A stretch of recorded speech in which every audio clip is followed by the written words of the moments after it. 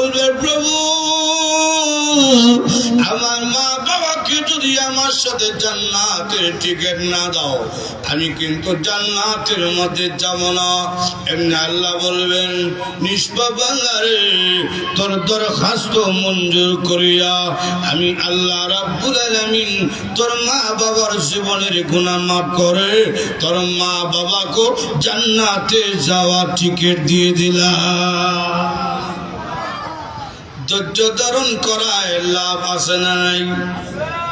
আল্লাহ মনে মনে যদি তোমার সন্তান মারা যায় সবর কইরা লায়ো, আল্লাহকে দোষারোপ কইরো না।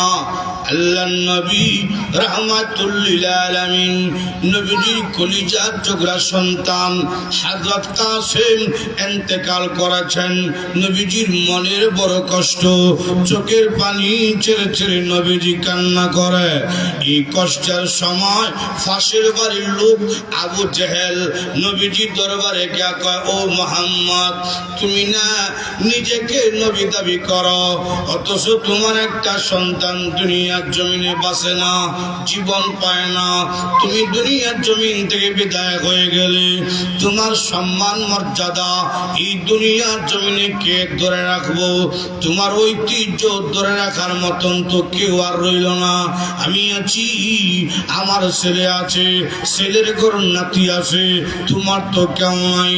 আল্লাহর হাবিব রাহমাতুল লিল আলামিন আকাশের দিকে তাকাইয়া চোখের পানি ছেড়ে ছেড়ে কান্দার বলে ও খোদা আমি দুনিয়ার জমিন থেকে বিদায় হয়ে গেলে আমার ঐতিহ্য সম্মান ধরে রাখার মতন কেউ নাকি থাকবে না। কে থাকবে আর কে থাকবে না?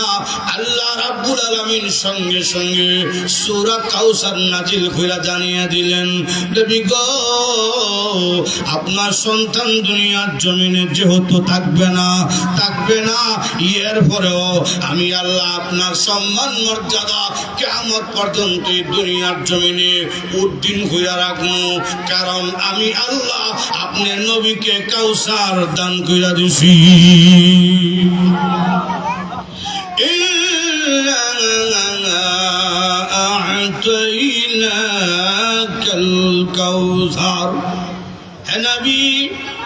নিশ্চয়ই আমি আল্লাহ আপনার কাউসার দান করেছি। মদিনার ইহুদি আলেমের কথা আপনি কষ্ট নিয়েন না, আবু জেহেলের কথা আপনি কষ্ট নিয়েন না। নবীজি এই দুনিয়ার জমিনে আদম পয়গম্বর যাওয়ার পরে 350 বছর কান্না করেছে। কান্নার কারণ হলো আমি আল্লাহকে সন্তুষ্ট করা।